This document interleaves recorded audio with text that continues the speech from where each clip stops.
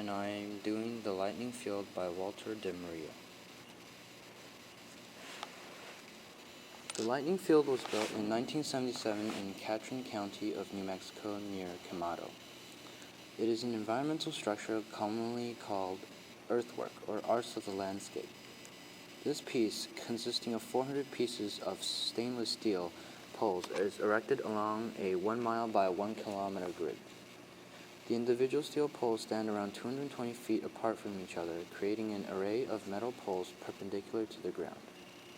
With such a large number of poles, they create a horizontal plane across the tops of each tip, covering the whole grid in this flat, semi-arid basin.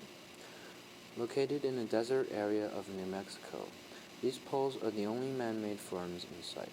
Their presence invokes a large form or mass covering the earth, but each single pole seems to stand by itself among its 400 identical twins.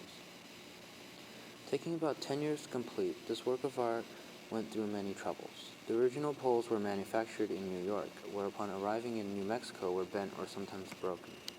There were also problems with the foundation. In the end, it took the Dia Art Foundation, who was the company that funded de Maria in the project, almost $500,000 to construct.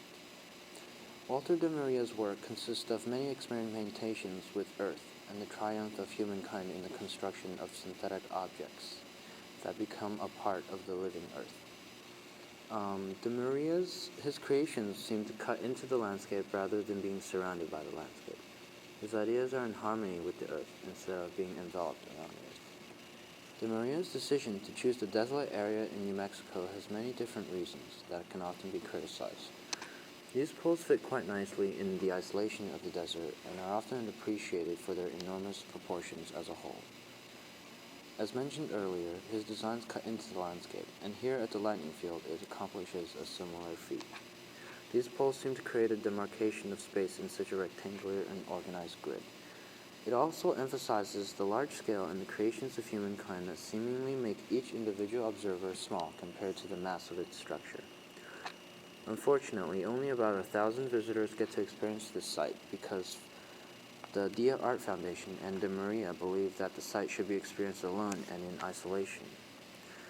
The inference of infinity and its desolate setting would be ruined if it was filled with gathering tourists taking photographs and walking around from pole to pole.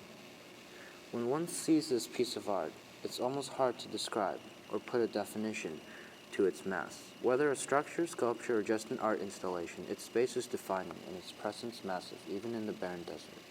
Looking at it to different perspectives, this perfect grid seems to create an invisible horizontal plane that elevates itself from the desert, connecting the earth and the heavens. De Maria's piece is a precedent-setting design that places a milestone in the evolutionary definition of art and its various applications in relation to the human community.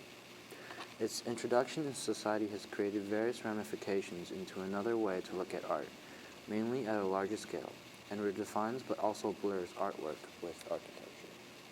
Thank you.